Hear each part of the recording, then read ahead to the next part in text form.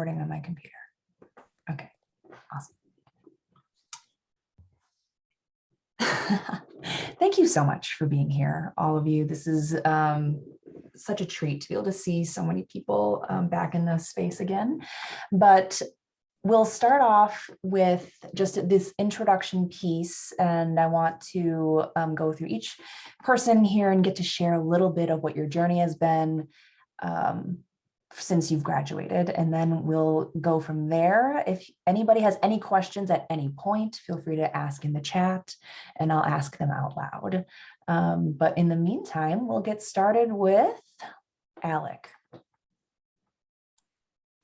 Awesome. And we just do overview of introduce yourself, and then you can say just a little brief overview of what your trajectory has been since. Okay. Awesome. I'm Alec. Graduated in 2016 from the U and the minor.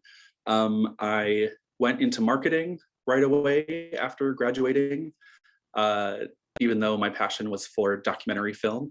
And after a few years of being unhappy in that field, I ended up getting fired, which led me to start my own company. And so 3 years since starting that company, I'm now a full-time founder owner, and I do documentary film as a career. So feeling pretty fulfilled in that, keeping busy and dealing with all the stress of being an entrepreneur, but just feeling the joy of being my own boss. And that's where I'm at right now. Awesome, thank you. How about Maddie?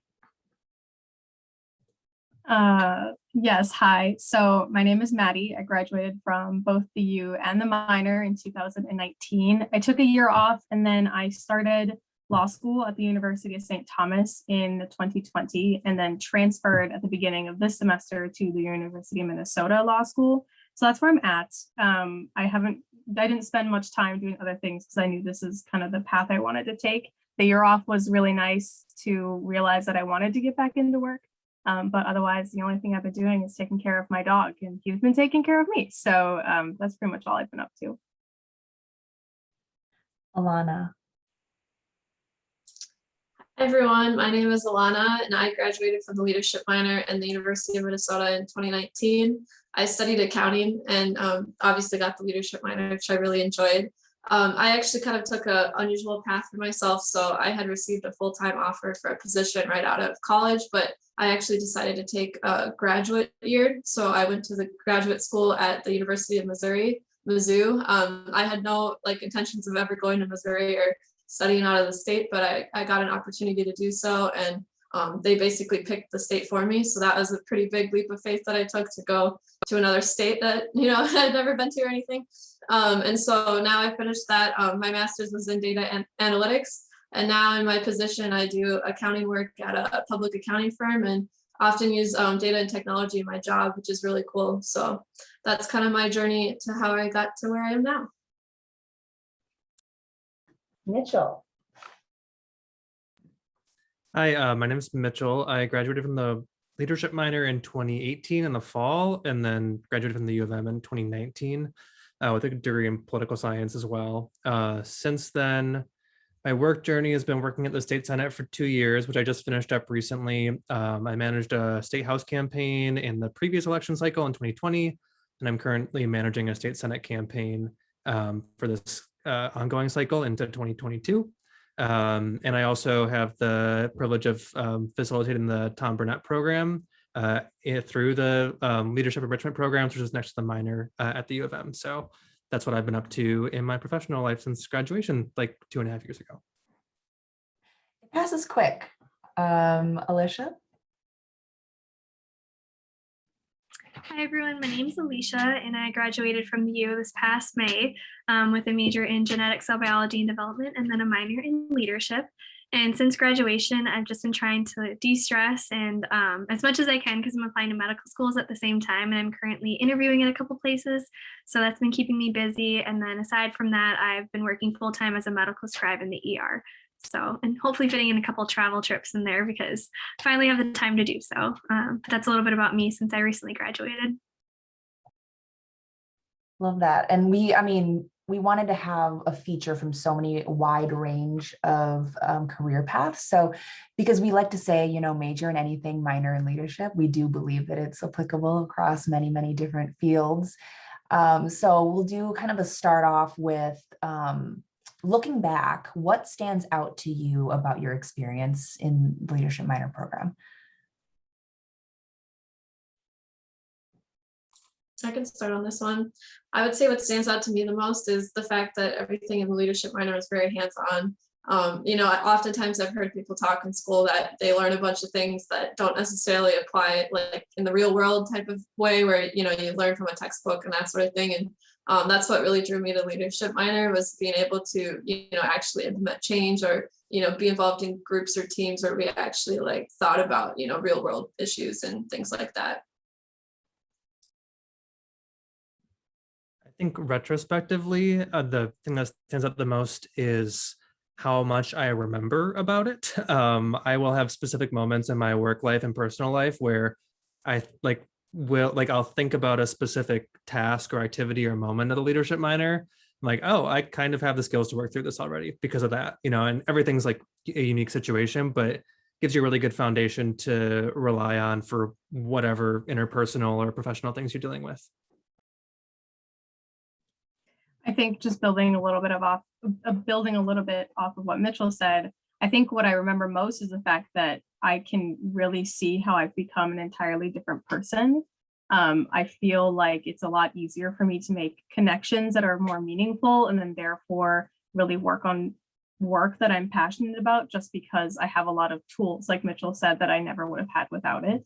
And then the people, I meet people from the leadership minor everywhere. And so I guess that continues on from just being in the minor. So it's less of remembering and more of constantly meeting. But I think that is always worth remembering that that's where that started.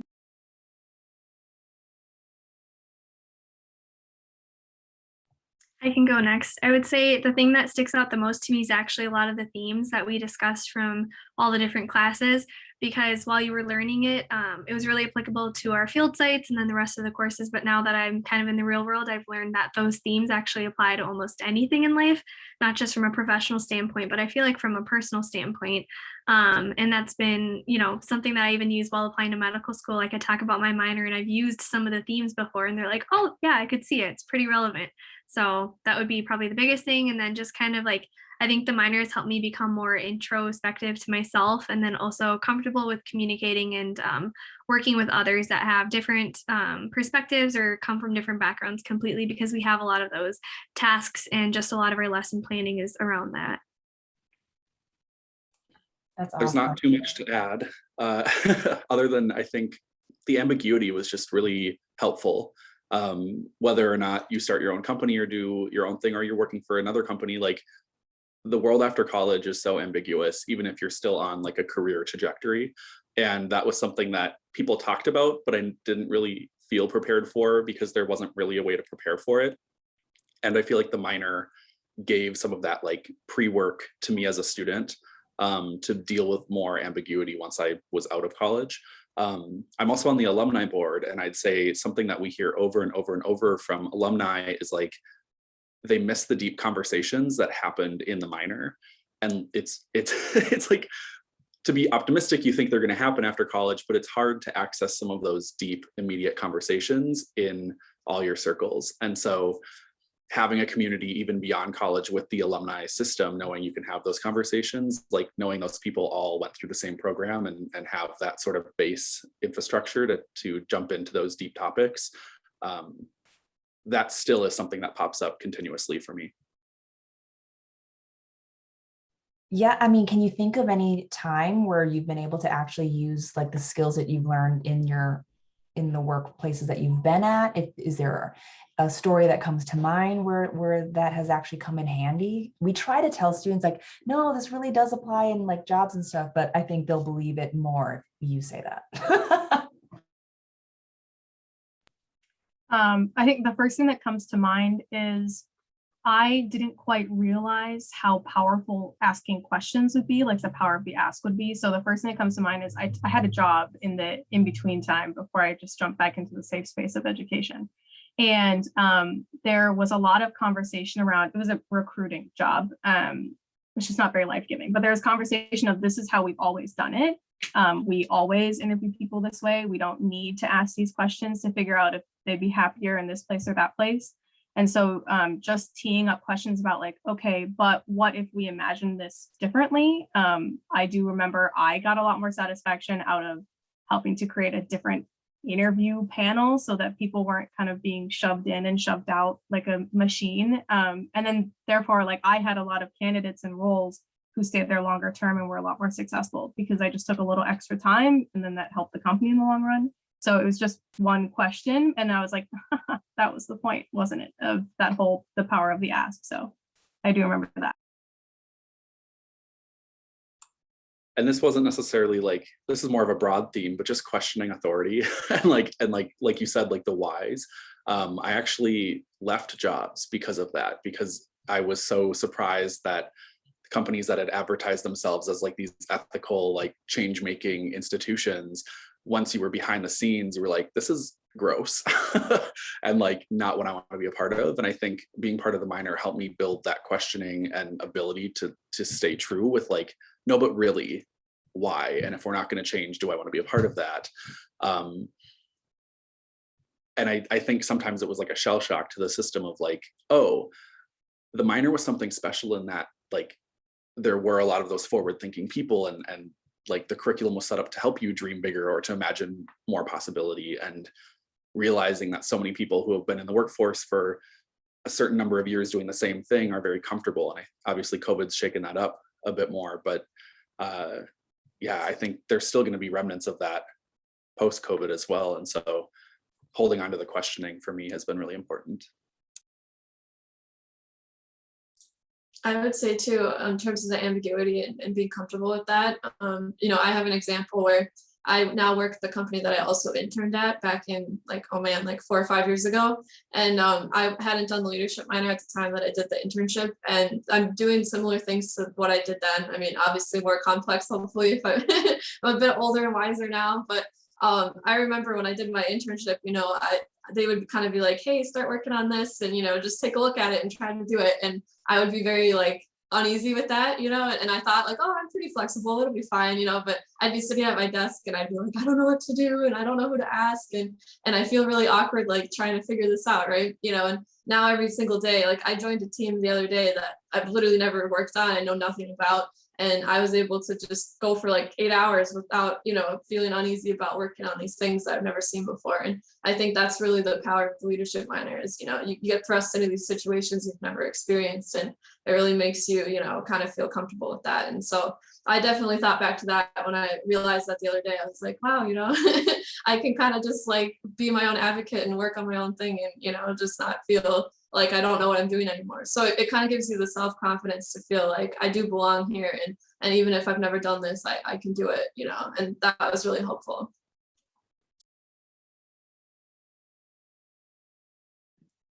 I think those points already made, I would totally agree with 100%. I think there are so many things you can take away from it and reference. My biggest thing has been community building in my workplace. I entered a workplace that was like super disconnected and hierarchical, and it still is. But after like, I walked in with pretty much like, this is not fun. This is not like productive. So like, let's do things together. And just the process and the tools I learned about like how to invite people into things consistently and respectfully, and accepting no as an answer, but still always reaching out anyway. Those types of things were really helpful in getting like this, I know, creating a transformation in my workplace, even as a young person coming into this like big, weird system that I didn't have much power in. You're able to find like, where do you actually have leverage and where can you use what you know to like make a difference that's good for you and good for your coworkers. Mitchell, I would love to just ask a follow-up, because I think a lot of times people think, oh, I can't do this out there. Like when people create connections and we're creating community and stuff, they're like, oh, this is just in the leadership minor. We're not going to be able to do this. So especially in a place where you, like you said, don't have as much power. And of course, the rest of you can also add in on this too. How did you get to the point where you were like brave enough, right, to try something as someone who was new, someone who was bringing in something that wasn't present to a space? I think part of it, I had been an intern in this environment for 5 months before, so I kind of knew the players there very briefly, but I just loved talking to people, and I got to know people and what people had in common. And I realized that all these people had things in common, but they didn't know they did. And I was like, we should fix that, because there's just not a lot of communication and collaboration in the work environment the way it was set up. So it wasn't really a working up the courage thing for me, just because this is something I learned throughout college and afterwards, but like just not caring what people think. It's like, if I know I'm doing something that I think is good, if people don't like that, that's okay. It's like, I know that I'm inviting people to things. If they get frustrated by that, or for whatever reason, like that is more indicative of like who I'm asking or what I'm asking about, like in the certain environment, than it is like my values or my own actions. So another leadership minor thing, I think that helps with that. I also think, and Alicia, I want to let you go too if you have anything to add. For me, it was like there was so many assumptions in the first couple of workplaces I had, and even still today, that like you're not able to reach out to certain people, or you're not able to reach out or talk to certain people on the hierarchical scale of wherever you're working. And I remember, like, I always tell the story to college students and folks that I mentor. My first week that I got hired at this national organization, I was working for one of more of the local chapters of the organization. And the first week I reached out to the CEO and was like, hey, I'm new to the company. I would love to schedule a meeting with you just to get to know you and hear more about your journey, and how I can assist moving forward. His assistant set it up. We had a 15-minute chat where he just like got to know my face, my name, and we talked literally for 15 minutes. And then for the next year that I worked there, every time he saw me, he's like, Alec, hi. And when I went back to my department, they were all like, you just talked to who? And some of these people had worked there for 10 years and had never had a conversation by themselves with this person. And half of them were like, you can't do that. Like, that's against the rules. And I was like, I just did it. And there was like, nobody got hurt. And what? But it was just like this assumption of the CEO who oversees 300 people, like, you can't just schedule a meeting with that person. Like, they're too important, or they're too this, or they're too that. And I just advise people, like, those are all rules that we've made up in our heads, and like, they're not really real. And they enhance all these power structures that like keep certain people down and not able to rise the ranks. And so like for me, I was able to help people in my department be like, no, you should like go meet with him, do it. And now that I'm my own boss, I do that a lot with just cold outreach to people I want to get to know, different directors or different, folks who make different decisions in different industries. I'm able to just do outreach. And if they say no, that's literally the worst answer. If they say yes, then you get a new connection. So I just think not being afraid. And I have like 3 people I can text if I'm scared about a certain person that I want to reach out to. And I'm like, I need hype. Give me some hype to like do a cold outreach. And they're like, send it. And then I press send. And I'm like, okay, I have to walk away. But I have those people because I know sometimes it is scary and I don't have the confidence to go there. So in doubt, when in doubt, I have my hype squad as well. I agree with everything that everyone said. And the only thing I would probably add, while I can't speak much from like workplace experience, but the theme of, I believe it's there's comfort in the growth zone, but not a lot of growth in the comfort zone, something like that. That's one that's probably stuck out with me the most, because I think something I took away from the leadership minor is being a leader is not just leading others and guiding them and taking their perspectives, but it's also being a leader for yourself. And a lot of this of challenging the status quo and asking those intentional questions. I mean, it's really easy to get caught up in your mind, on a professional level and a personal level. And so sometimes just going that extra step and being like, is this really dangerous to a situation? Or is this something that I really can't ask an additional question? Because sometimes the issue just seems a lot bigger in our heads, and all it takes is like one person to be willing to take a step and do that. And that's something that the minor has truly helped me, not just from a professional standpoint, but a personal standpoint as well.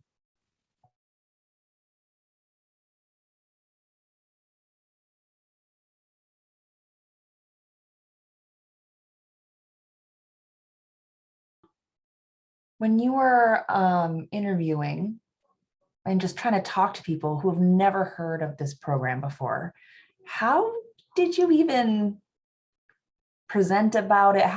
What were the things that other people really seemed to enjoy hearing about when you were talking about the program? What were they like, oh, tell me more about X, Y, or Z? How can you advise other people to talk about this program?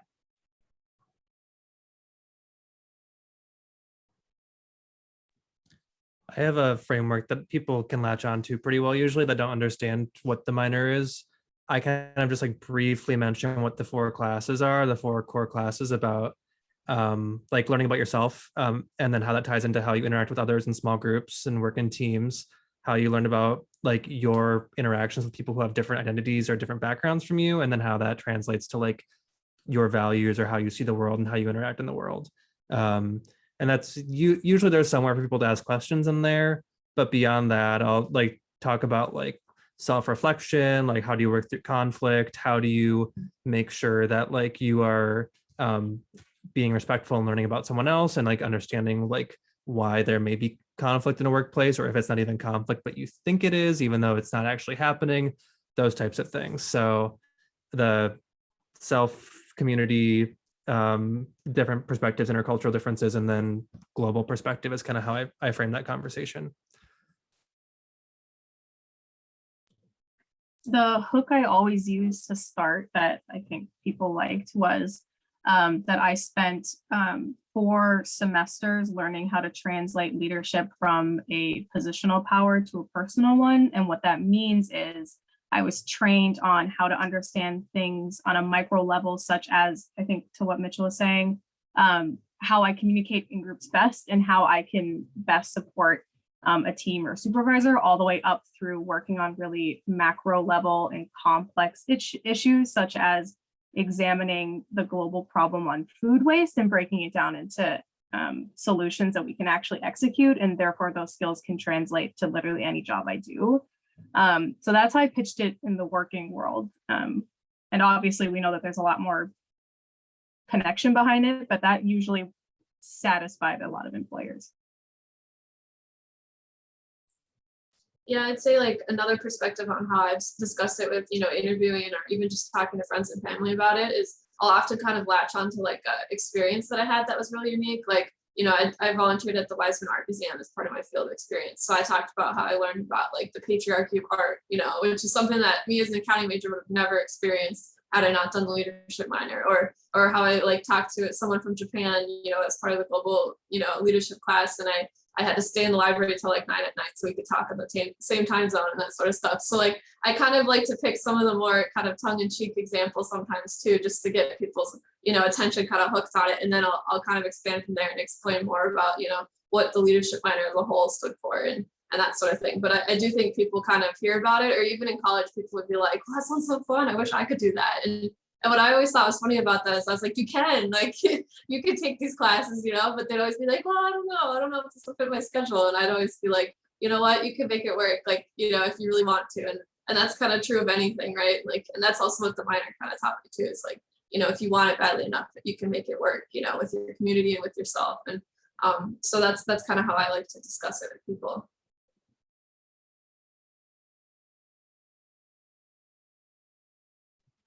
I can go next. For me, I guess I kind of follow the framework that Mitchell was talking about, give an overview of like the classes we took, and then talk about like those themes that I took away and how it actually applied to the field experience, because that was relating to the field that I wanted to pursue of medicine. And then just kind of now like with the next stage of my life, how what I learned in the leadership minor and those principles really apply in that aspect, I would say. And then kind of giving specific examples, however they come up, but the general overview and mainly just stressing on those themes, because as I mentioned earlier, I feel that those are most applicable, not just on a professional standpoint, but from a personal as well. I'll let Alicia be the closing remark because I have nothing to add. Nice. Of course, I wanted to like touch on the connection between the usefulness or skills that you use from the minor in your workspace, but on a more personal level, how has the leadership minor impacted your experience with your own like strengths and talents and gifts, and how has that kind of changed over time?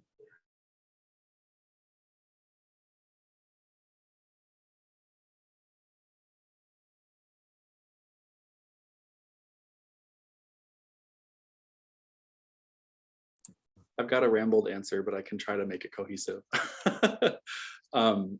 I just think like my whole life, I've always been someone who sort of puts pieces together in ways that like they wouldn't necessarily go together traditionally or like are supposed to go together. Like I created my own major for my graduation, and like the leadership minor was part of that. And I own my own company where I do like different things every day. And like, if I don't innovate and do different things, like I don't make money and I don't pay my bills. And so like, I've always sort of been in that mindset of like, create your own thing and like dream bigger. And I just feel like the minor helped solidify that that was like valid, because every other program I had been in previous to that, like punished me for the way I was thinking.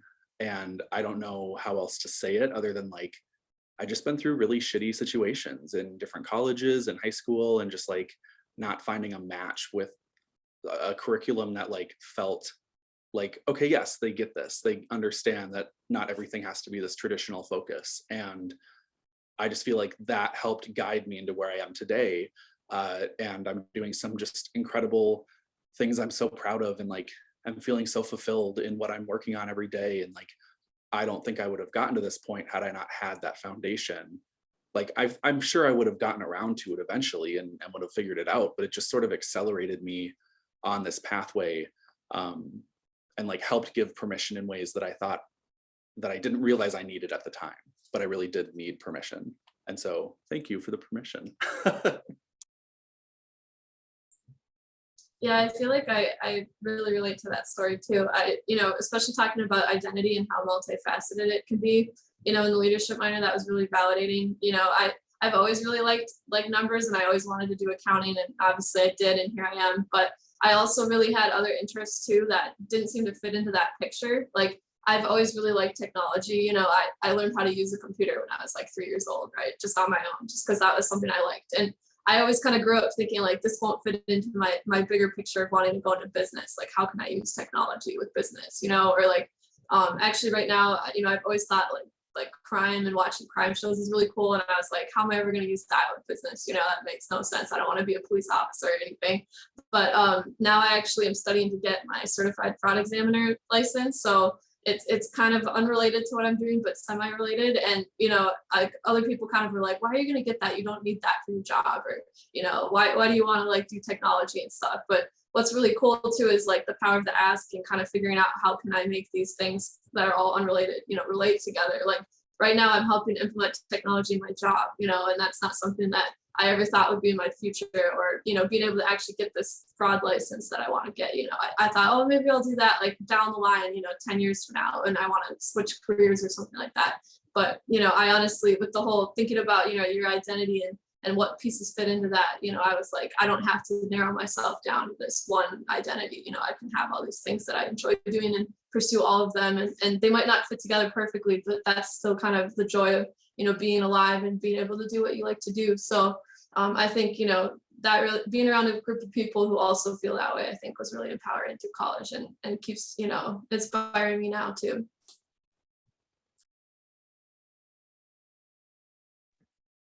I think for me, I don't know if I would have gained the skill of thinking about my like strengths and values as much as I did here anywhere else. It's not a norm. Like I love it. It's one of my favorite things. I ask other people about their strengths and values, and people sometimes are puzzled by that. I'm like, I do spend an abnormal amount of time thinking about like what I'm good at, what I'm not good at, like what I care about in the world. So it's made me a lot more confident that the whole like framing of like thinking about yourself, diving deep, and being able to like own the things that you really love about yourself is not like a skill you learn a lot of places, and it's not a skill you learn how to utilize in like anywhere else that I've seen. So that's been a huge one for me about like just my confidence in knowing myself better. Yeah, I think in a similar vein, I had quite literally never checked in with myself or shared my journey with quite literally anyone in my life until the first class, where you're asked to share as much or as little as you would like in a journey format. And I do remember thinking, I'll just skirt right past this. I won't talk about it.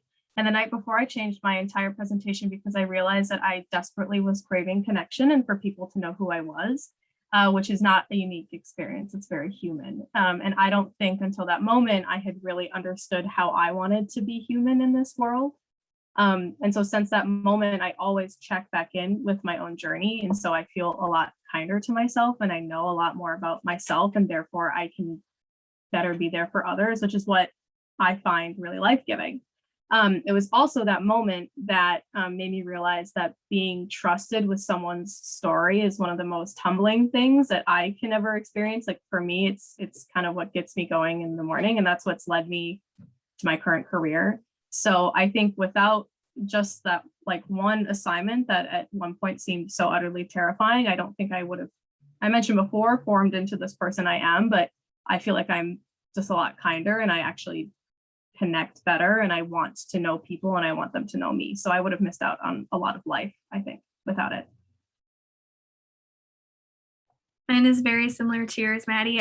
It was a journey presentation in the first class that I took in David's course, and just that kind of really taught me how to be vulnerable. And that was the first time I ever thought about like vulnerability and connecting with others, and how it doesn't have to be a bad thing, and how sharing your struggles or sharing like your journey doesn't have to be something that others look down on. But the leadership minor was the first place, I think. I mean, coming from the biological sciences program, which is great, but you know, it's full of a lot of pre-meds who all have like one goal, right? And there can be a little bit of a competitive factor that isn't necessarily a bad thing, but it doesn't offer as much support as what the leadership minor did to me while navigating that. And that skill and being able to empathize with others and hear where they're coming from, not just advocate for yourself, but advocate for others, really follows through in the field of medicine right now that I'm in, and how as a future physician, you need to be a leader. That's one of the core competencies that they actually look at when applying to medical school. And again, not just being a leader for your patients, but for your coworkers and for your patients and for yourself, you know, making sure that you yourself aren't being burnt out. Especially in light of COVID-19, so many physicians that I work with talk about that. So being a strong physician is knowing not just when to be there for your patients, but also to be there for yourself and take a step down. And the most important thing I think is that there has to be this level of trust between physicians and the patients and coworkers. And without that vulnerability level or that trust factor that I think really was fostered in me through the leadership minor and over the years, it wouldn't be as easy for me to kind of go into the field of medicine with the skills that I have right now. So that's kind of what I would take from that. I'm crying. Okay. Just there is this survey called the Thriving Quotient that people have compared students who are in the leadership minor to other students who are the same but without the leadership minor, and the leadership minor students scored higher on every single criteria except for satisfaction with their relationships and friendships, which people have explained to me as I got so used to having these deep conversations that they're just not as present in my other relationships and my friendships. So that learning how to connect deeply with people, you want to bring that to other places too, and expand your friendships in that way as well. When you think back, what are some of those lessons, those concepts, the memes that you're holding kind of close to your heart now that you've been out of school for anywhere between 6 months to, you know, several years? I mean, I had a great conversation with David and Yvonne about this earlier this fall. Mine would be relationships are the currency of power. I cannot explain fully how powerful my relationships have been over the last 5 years, 6 years since graduating from college. 2022 is going to be like an absolutely magical year. I can just feel it already, just in terms of career opportunities and things that I've wanted to do for so long that have taken half a decade of cultivation and like building organic relationships, not knowing that they were going to lead to what this year is going to bring. And I'm so excited for it. And it all comes down to the relationships that I've made with people and have held on authentically to, not wanting anything from them, like truly just being in the presence and cultivating these relationships for the sake of, I like these people and they're enjoyable to be in conversation with. Like, there are going to be several things coming up this year that I can't talk about that are going to be absolutely life-changing. And I'm so excited. And those wouldn't have come from any of these people had I not cultivated those authentic relationships with them. And so the first point is that hold on to relationships and take care of them, because they are active things, entities. And if you let them die out, they're going to die out like a plant. And I also think the second thing is like being genuine and being authentic in your approach with folks. Like, people can tell, and it makes all the difference, especially in the career industry or in the professional world. Like, if you're just trying to get something from someone, they'll know. Whereas if it's like genuinely wanting to connect with them on a human level, like, I knew how to do that before the minor, but the minor like solidified it as a life skill. And I feel like that has just helped me connect with so many incredible people who are, especially in the film and media industry, where it's a lot of ladder climbing and it's a lot of like name dropping and who do you know. It's like so many people are like genuinely shocked when they're like, oh, you didn't want anything from me? I'm like, no, I literally just wanted to get to know you. Like, you seem like a cool person. Like, they're so used to people asking and like wanting them for something that then they're more willing to continue the relationship because they know it's genuine. So that's my perspective and theory there. But yeah, relationships are the currency of power, and they will change everything about your life if you allow and cultivate them to do that.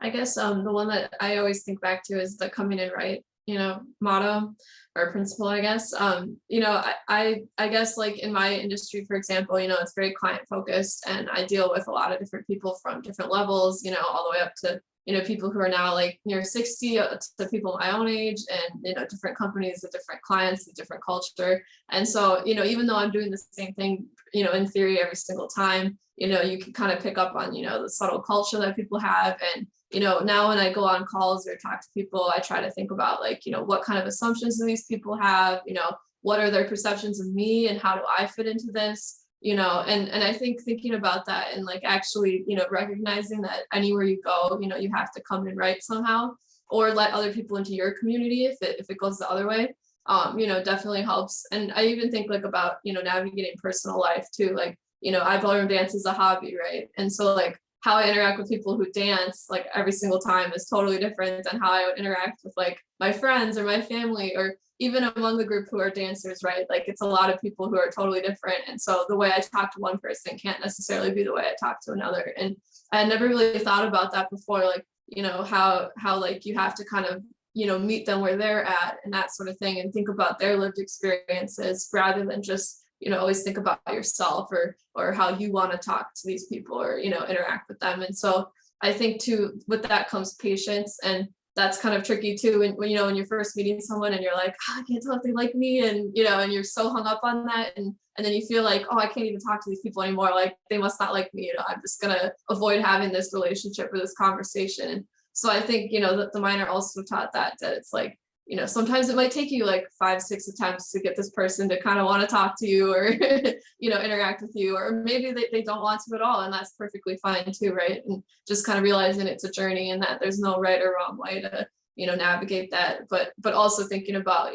what they're expecting out of you and that sort of thing.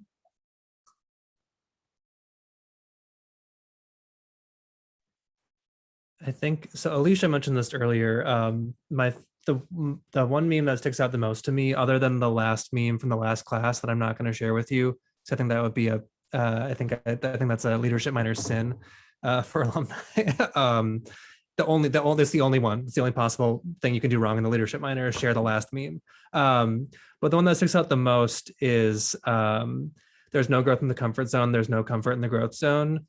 I've had to do a lot of I've taken a lot of risks, especially recently, but I've had to think about what matters to me and what if that aligns with the safe thing to do or the easy thing to do, and oftentimes they are at odds. And It's like, how do I, sometimes you have to default to the safe thing where you have to acknowledge when that's the right thing for you to do.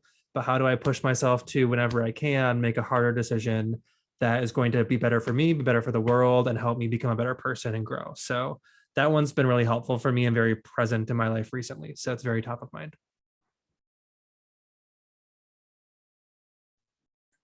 I think the one that always sticks out to me, which makes me laugh every time because it was almost overused quite frequently in the minor in the best possible way, was that good old balcony, my friends. And I think like jokingly we used that a lot in the minor to be like, well, have you gone on the balcony yet?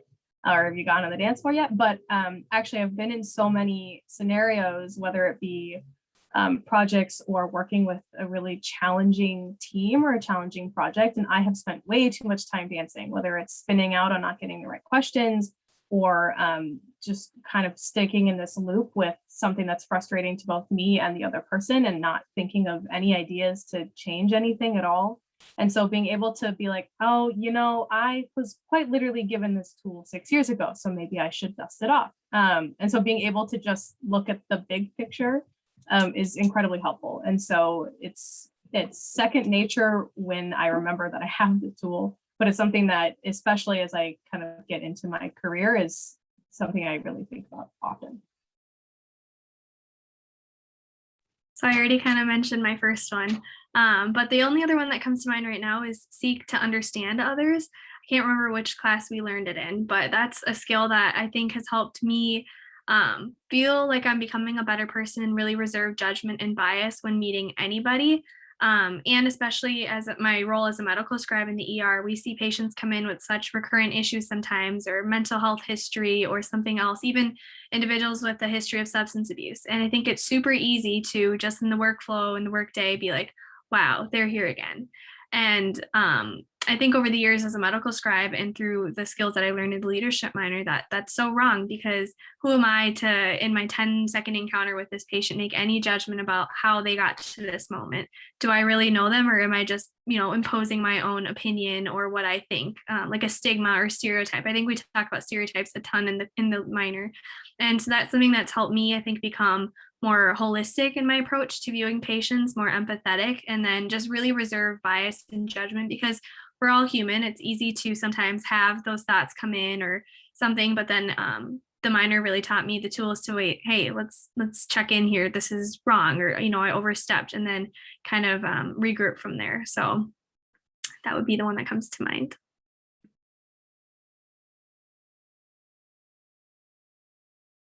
And then Alana, you shared already, right?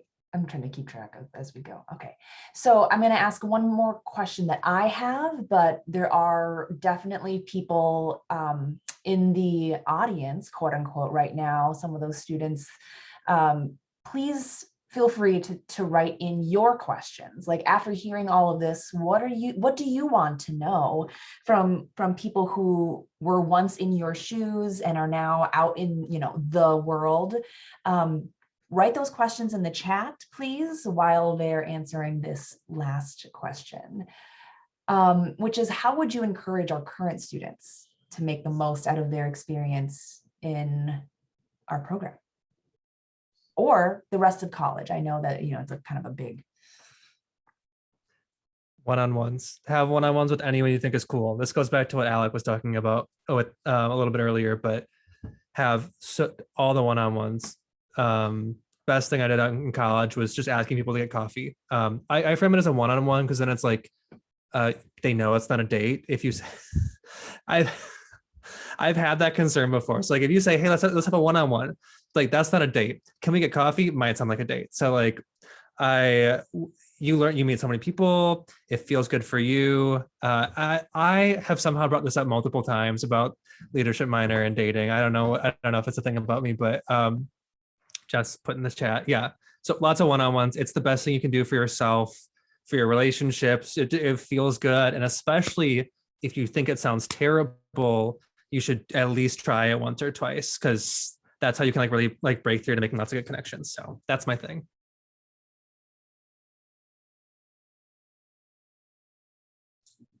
I think related to that, I would say, when you hear someone discuss something that you're like, oh, that sounds kind of interesting, I don't know very much about that. Like, ask them to invite you along, you know, if it's an activity or something like that. Like, for instance, when I went to grad school in Missouri, I literally didn't know anyone at all there. And I met someone, you know, kind of early on at an event, and she was like, oh, I'm going to this Bollywood dance thing, you know, and I was like, I've never done that, let's go, right? Or like, you know, kind of just like, you know, embrace that and be like, okay, you know, I want to try some things, even like you said, if it's something that, you know, you're like, I don't know if I like this, you know. So, and I think that's what's cool about the leadership minor is everyone's from a different college, you know, different backgrounds. You know, just try to ask your classmates, like, you know, what interests you, you know, can I partake in that with you, or can we discuss it at a minimum, right? And I think that really opens your horizons and, you know, gives you new opportunities that you may or may not like, but either way, you know, I always kind of joke, if you find something you dislike, now you have one less thing on the list, right? Of like bucket list items or things that you know, it kind of helps you realize what you do like. So I'm glad you found that funny, David. I think my advice for both getting the most out of the minor and college in general is while you're in this space of so much growth, do one thing that scares you every single week, because you will constantly be practicing skills of ambiguity, trust, getting to know people, trusting yourself even. And that scary thing can be like doing your homework not the night before. It could be self-care. It can be going to an event by yourself, going to a movie by yourself, like literally anything, because I guess what scares people is very different. But then you will be so much more prepared to know that you have cultivated the skills you need to not only survive, but thrive, which is the goal, and is so often missed, I think, especially in the context of just everything in the world. So that is what I would tell people to do. Yeah, mine kind of has a common theme of just really valuing and honing in on those connections that you make with individuals. Something that I loved about the minor is how in all the classes, we would always kind of have that check-in at the beginning of class, or at least would try to, which I never had in any other class in college, but it just allowed for this safe space of support and just like a check-in on yourself in a variety of aspects, and also allowed us to really get to know each other. And you know, in the real life, unfortunately, that doesn't happen all the time. So really value that while you have it, and maybe try to create that in the future. And then in terms of just general life or college advice, I would say try those new experiences, do things that may seem scary at first.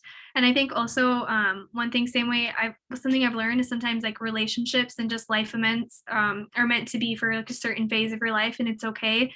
Same way that your thoughts change and you as an individual changes, so do other people. And it doesn't necessarily mean that they're a bad person or something bad happened. It's just the way that life goes. And same way, just allowing grace with yourself as, you know, I'm not the same person that I was freshman year of college. And I know that probably in the future I will change a lot. And so just having like a safe space for yourself as well, and allowing grace in that I too can change. And the people that I interact with, or the things that I do, even if it's a career change, like those are all okay. It's just part of the journey that we call life.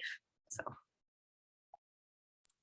I have two things. The first is similar to what's already been said, and just echoing Mitchell, like there's some like reason as a student that you get more access to people when you ask for hearing about their journeys. What I found is just like folks are more receptive to talk to students for whatever reason. And so while you're a student, use that. Like, say I'm a student, I want to learn more about this, even if you're just curious for the sake of being curious. Most folks will give you their time, up to 30 minutes or an hour, if you say I'm a student and want to learn more about what you do. And make sure when you go to those meetings that you ask more about them than you do filling in with yourself, because people will love to talk about themselves for hours. And so like going in with that, I've had meetings where I didn't get asked a single question about myself by someone, but it was okay because I learned so much about them and about the field that I felt it was worth it. Second thing I'll say is keep your student ID. I got rid of mine because it was like all scratched up. And then I traveled for like 3-4 years after college internationally. And there are so many free opportunities as a student that I had to pay for because I didn't have my student ID. And so that's kind of silly, but like hold on to your student ID when you graduate, because it comes in handy for a lot of things. And I regret deeply that I threw mine away right after graduating. You don't hoard old IDs like my parents seem to do. Granted, my picture now wouldn't work for when I was a senior, but like for the couple years after, it definitely could have worked. Yeah, I hope you're writing that down. Okay, Rohan, Addie, Emily, Shay, Trey, anybody who has a question, please write it in the chat. In the one that David has in there is, what do you do in moments of self-doubt or when you are kind of faced with some imposter syndrome? Especially, I think the transition from being a senior, you finally figured out how to do this college thing, and then all of a sudden you shift over to something brand new and you're kind of starting at the bottom again. What do you do in those moments?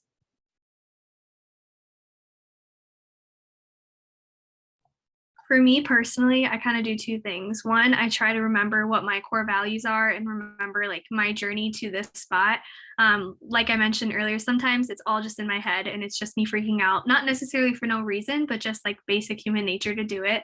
And so just kind of remember like, okay, how like take a step away from the situation and then do things that, make me happy, kind of make me less stressed, and then go back and approach it. And then the second thing that really works for me with imposter syndrome or anything else is like reaching out to those support systems and people that know me really well and can hype me up and remind me that yes, this is a stressful time, but let me work along with you on this. And it can mean anyone from family members to really close friends, just people that I trust and who know me almost as well as I know myself, to really help me navigate this situation. I have a little story that hopefully won't be too long. I went to an artist retreat a couple years ago that now I try to go to every year because it was so influential for me. And it was a bunch of artists from like age 25 to age 80 sitting and having deep conversations while hiking in the woods. And at the end of it, I realized some of these folks had won Emmys, had been nominated for Oscars, were like touring the world, doing films. And the whole week they'd been like, I don't know what I'm doing. I don't know where I'm going. I'm so anxious. I don't know how to raise my kids. I don't know how to do this. And so at the end, I'm like hearing their accomplishments being like, what are you talking about? Like, you should have figured it out. And it was such an eye-opening moment of like, nobody truly knows what they're doing. Everybody is trying to figure it out. And some people are just way better at hiding that and being confident over it. And so like, even if you've done something routinely for years, there's still something that scares you. And there's always going to be moments of imposter syndrome. So I just think for me, I just go back to that moment of like, these were people who had done things that I could dream of for my own career, and they were still saying, I don't know what I'm doing. So don't be afraid of it, like lean into it, because most people are feeling it. And the fact that we're even having this conversation, the fact that everyone here has felt that or could be feeling it, like it's something everyone deals with at some point. So that's helpful, just knowing that you're not alone in it. And it's okay to like accept in this moment, I'm feeling imposter syndrome. Hopefully it will go away. And that's okay. Yeah, I think one thing I think about too when talking about this is, remind yourself that you're not the first one to have been in this exact position that you're in. Whether it's like, earlier I had a medical scare like this summer, and it took a long time for me to recover. And I was like, you know what, like 1% of the population has this exact same thing I have, right? Or like, at my job, now I coach and mentor younger employees, who are more new in the company, and they apologize for not knowing things. And I think and I'm like, I also didn't know that point in my life either, right? Like in that role that you're in. And I try to tell them that like, you're not the first one who's, been right out of college and have no idea how to do your job, right? And so when I found myself in those positions, that's what I thought too. I was like, you know what, the world keeps turning. Someone has survived the same thing that I'm going through, right? Or like, I may be one of very few people that have ever done this, but I'm probably not the only one out there, And if you are, then, kudos to you, because you're trailblazer at that point. So that's kind of what I also tell myself too. If you're like, well, no one really has, felt this exact same thing. It's like, well, you're the first, and how cool is that? So that's kind of how I like to frame it too. Just, I think, because it also comes from the fact that you compare yourself to other people, and so I think you can kind of turn that around and use it as a tool instead of a detriment that makes you feel bad about yourself. I constantly remind myself almost every day, because I'm sure like a lot of people here, I feel like an imposter in every second of my life. The timeline with a capital T is so fake, and it's just not true. And it's so pushed, like it's the realest thing in the world. So I felt like when I graduated, I was like, I am behind. But behind what is the real question? The answer is nothing. It doesn't exist. And the way I do my journey can be different. And then I'll have similar experiences to other people who are at that point.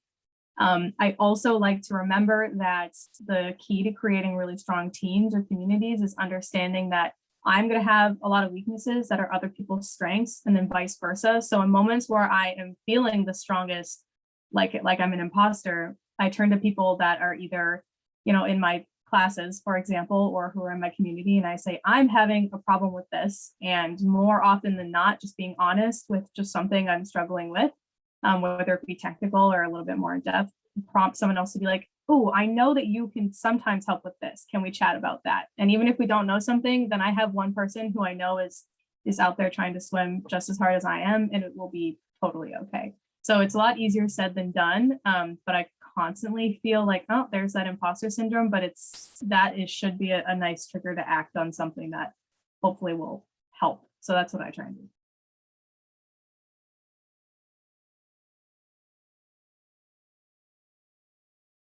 Oh, coming in. Oh, sorry, Mitchell, did you want to add to that? Oh no, I didn't have anything else. I was looking at these next questions. Great. Yeah, Maddie and I are like best friends, so that answers one of the questions maybe for some of you.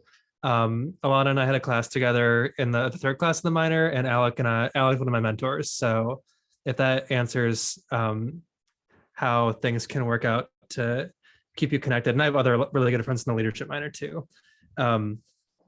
Something I did not get to experience in the leadership minor, I think one of the things that I wish I would have been able to do, well, I was able to, I just didn't do it, was getting to know more of the awesome instructors in the minor. I did not get to know all of them, and there are so many cool people, and they have so many like great perspectives for you. And if you have the chance to get to know all of them, you should totally take up that opportunity. I've gotten to know some of them after I've graduated, and it's been wonderful because I kind of fills in that experience that I had lacked a little bit during my time in the minor.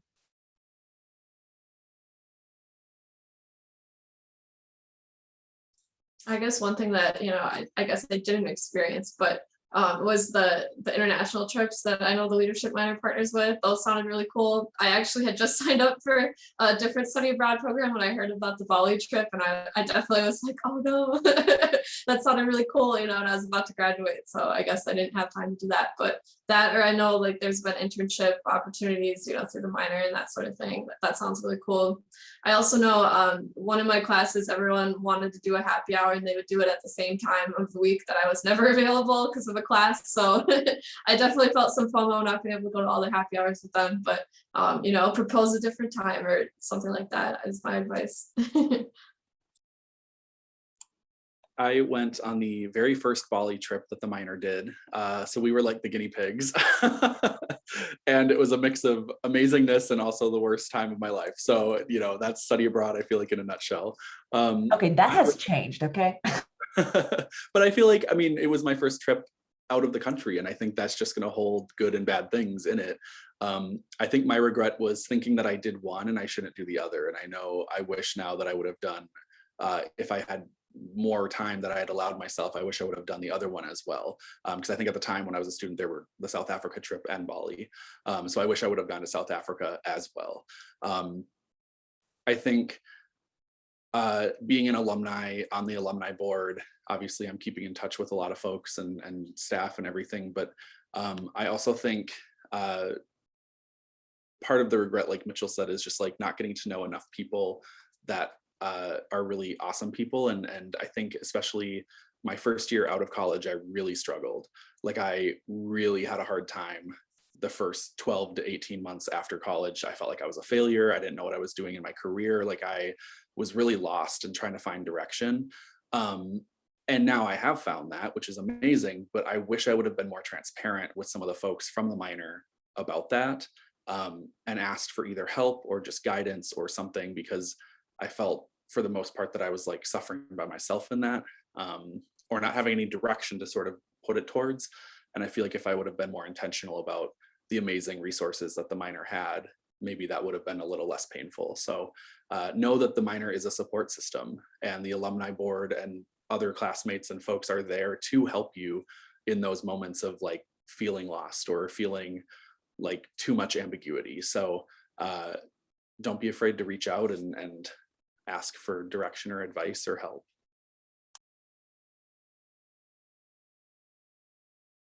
I'm going to second that. Alex said most of what I was going to say. And then, yes, I do keep in touch with a lot of my friends who were in the classes. Even if we weren't in like the same course, I knew of friends who were in the leadership minor. And so the overlay between the classes allowed us to have a lot of like connections and common things. And then I still keep in touch with a couple of my professors, and one of them even wrote me a letter of rec for medical school. So they definitely are a support system from a career standpoint as well in the future. I'll say I worked at the leadership minor as well. So for 2 years, from sophomore year to senior year. And it was well known that people were surprised that I had, frankly, any personality, because I was well known for not speaking in the first 2 classes at all. And that is something that I realized in these really highly experiential classes, where the gift that you're all sharing with one another is to listen, yes, but also to share so that other people have a chance to listen as well. So by me not participating or being too afraid to participate in a lot of these classes, I think I really did myself and some of my community members a hindrance. So if you're anything like me and you're really feeling like you would like to say something, but normally you wouldn't, do it thoughtfully and do it with consideration for the people in your class. But share your voice, because it's important to kind of be in that space together. As far as staying in touch with people, Mitchell and I have a call every week with someone else who's also in the leadership minor. Both David and Jess were my boss, and here they are still dealing with me. And then Yvonne, I had the opportunity to LMI for, and then someone else I worked with at the minor, I speak to frequently. They were also letters of rec. And I think more importantly than that, it is very nice to be able to text people a range of things, from I'm really struggling, today is a bad day, or I'm feeling the weight of the world, to the next one being like, what are your thoughts on hairless cats? Like you can really talk about quite literally anything in a way that's truly authentic. I feel like when I spend time with people from the minor, it's when I'm at my most vibrant, and I see the best possibilities in the world, but also the world for what it is. So it's loaded, but yeah, definitely try to stay in touch with people from the minor. It will be really fulfilling. I think I've teared up like 5 times during this this whole thing. But truly, what a gift of your time and your wisdom and your stories. And I'm just so grateful to know you. I just there are no words. Thank you so much. There are some of, I know, my students that are in this room right now, and I am excited to hear what their reflections are. But if you want, Mitchell's already ahead of the game. If you want to share your email address, if anybody wants to reach out and just hear more about any of their journeys, feel free to do that. I'm like so flustered because I'm just so emotional. Okay. Grateful for your time, grateful for your energy. For the replay folks, sorry that you weren't here, but I am excited to see you all again. David, you said something about alumni happy hour next Wednesday at Sociable. So maybe I will go to that. But thank you everybody for being here tonight. And we will see you at the next one on December 1st. Thanks, everybody.